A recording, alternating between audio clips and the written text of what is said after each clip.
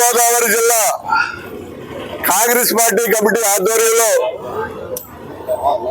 రాష్ట్ర అధ్యక్షురాలు వైఎస్ శర్మిలారెడ్డి గారి యొక్క ఆదేశానుసారం ఎవరైతే మరి రాహుల్ గాంధీ గారి మీద అనుచిత వ్యాఖ్యలు చేశారో దానికి నిరసనగా జిల్లా హెడ్ క్వార్టర్స్ లో నిరసన తెలియజేసి పోలీస్ స్టేషన్ లో కంప్లైంట్ ఇవ్వమని చెప్పి పిసిసి అధ్యక్షురాలు వైఎస్ శర్మిలారెడ్డి గారు ఆదేశం ఇవ్వడం జరిగింది.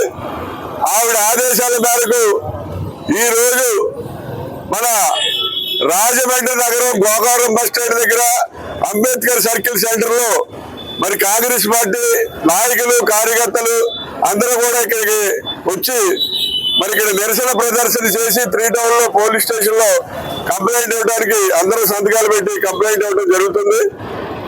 మనకి సంజయ్ గైక్వాడ్ అతను షిండే సేన ఎమ్మెల్యే మరి ఎంత దారుణం అంటే రాహుల్ గాంధీ లారీకి వస్తే 11 లక్షలు ఇస్తారని చెప్పి అతను అనౌన్స్ చేయడం జరిగింది. అది నూరా తాటిపట్టా అని చెప్పి నేను ప్రశ్నిస్తున్నా. ఎందుకంటే ఈ ప్రజాస్వామిక దేశంలో ఆడు పీక కోయండి లేదా ఆడు నాలుగు కోయండి అనేది చాలా దారుణమైన విషయం. ఇటువంటి వ్యక్తికి ఏం చేసినా కూడా తప్పులేదు. ఈవేళ మరి వాడు బీజేపీతో ఎల్ఐసి లో ఉన్నారు, షిండే వర్గం అంతా అక్కడ బొంబాయిలో. వాళ్ళు ఈ రకంగా మాట్లాడితే కనీసం నరేంద్ర మోడీ గారు కానీ అమిత్ షా గారు కానీ కనీసం ఖండించలేదు. అంతేకాకుండా మరి రేవంత్ బిట్టు ఇతను సెంట్రల్ రైల్వే మినిస్టర్, ఇతను చెప్తాడు రాహుల్ గాంధీ ఒక #1 టెర్రరిస్ట్ అని చెప్తాడు. అసలు టెర్రరిస్టులు అందరూ కూడా మీ బీజేపీ పార్టీలో ఉన్నారు. ఈవేళ టెర్రరిజం అంటే ఏదో రౌడీజం అది చేయడం ఇది చేయడం కాదు, దేశాన్ని దోచుకుతుంటే నిజమైనటువంటి టెర్రరిజం. ఈవేళ భారతీయ జనతా పార్టీకి చెందినటువంటి నాయకులు అనేక మంది, గుజరాత్కి చెందిన వాళ్ళందరూ కూడా లక్షలాది రూపాయలు, వేల కోట్ల రూపాయలు దోచుకుని విదేశాలకు వెళ్ళిపోతున్నారు. ఈవేళ నీరవ్ మోడీ కానివ్వండి అనేక మంది వేల కోట్లు దోచుకుని వెళ్ళిపోతారు. అందరూ గుజరాత్ వాళ్ళు, ఎక్కువ మంది గుజరాత్ వాళ్ళు ఉన్నారు. మరి వాళ్ళందరూ కూడా నిజంగా మనం చెప్పాలంటే వాళ్ళే నిజమైన టెర్రరిస్టులు. ఎందుకంటే ఈ దేశాన్ని దోచేస్తున్నారు వాళ్ళు ఒక పక్క నుంచి. అటువంటి దోపిడీ చేసి వాళ్ళే మన భారతదేశానికి పూర్తి నష్టం జరుగుతుంది. ఇవాళ నేను ఎన్డీఏ ప్రభుత్వాన్ని ప్రశ్నిస్తున్నా. మీరు బడా బాబులకి, పెద్ద పెద్ద ఇండస్ట్రియలిస్ట్ కి 25 లక్షల కోట్ల రూపాయలు మీరు బకాయిలు రద్దు చేశారు.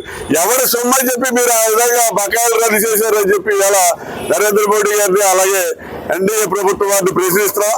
అలాగే నరేంద్ర మోడీ గారు ప్రధాని కాకముందు చెప్పాడు విదేశాల్లో విపరీతమైనటువంటి డబ్బు బ్లాక్ మనీ ఉంది, ఆ బ్లాక్ మనీ అంతా కూడా తీసుకొచ్చి ఇండియాలో పంచిపెడితే కుటుంబానికి 15 లక్షల రూపాయలు వస్తాయని చెప్పి ఆయన చెప్పడం జరిగింది. మరి ఇవాళ అందరూ ఎదురు చూస్తున్నారు 10 నుంచి 15 లక్షలు కాదు కదా, 15,000 కూడా వేయలేదు. మరి ఇవాళ ఎన్డీఏ ప్రభుత్వం వచ్చిన తర్వాత నరేంద్ర మోడీ గారు భారతదేశానికి ఎన్ని ప్రభుత్వ ఇండస్ట్రీస్ తీసుకొచ్చాడు, ఎన్ని ప్రభుత్వ ఇండస్ట్రీస్ క్లోజ్ చేయించాడు, ఎన్ని ప్రైవేట్ ఇండస్ట్రీస్ ఈ రాష్ట్రాన్ని ప్రైవేటైజేషన్ చేస్తారు. ఇవాళ ఆదానికి అంబానీ అడిగితే చాలు తక్కువ గవర్నమెంట్ ఇండస్ట్రీలో లాస్ చూపించడం, ఆ గవర్నమెంట్ ఇండస్ట్రీని వాళ్ళకి దారాదత్తం చేయడం జరుగుతున్నారు. దీని మీద శ్వేతపత్రం విడుదల చేయాలని చెప్పి నేను డిమాండ్ చేస్తున్నా.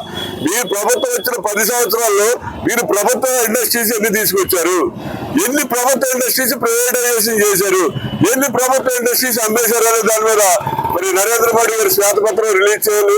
అది ఎంతసేపు అదిగో ఇదిగో చెప్పి పరిస్థితుల్లో సరుకులు చూపడతాం తప్ప మరి భారతదేశానికి చేసింది ఏమీ లేదు.